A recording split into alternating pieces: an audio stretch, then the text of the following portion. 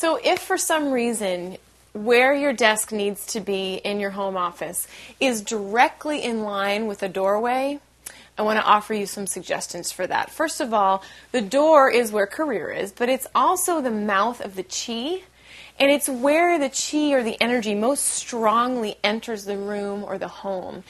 And you don't really want to be sitting in line with it because it could come at you too strongly, particularly when you're working and you want to feel calm and concentrated.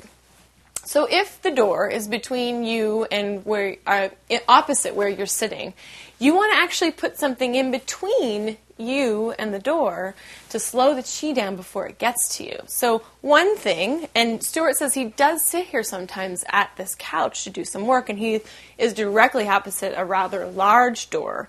So one thing is to move the table in between you and the door, and that way you're sort of protected and it slows it down before it gets to you.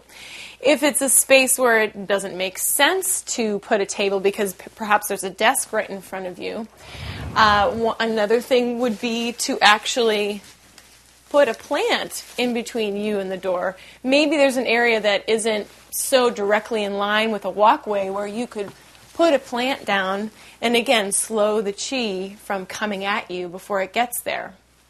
A couple other options are to actually hang things from the ceiling. So we often use round prism crystals and hang them from the ceiling, and I would do it halfway between the door and where you're sitting. You could also hang a wind chime, even though it's not outside and it's not going to ring necessarily. It's something that's commonly done in Feng Shui.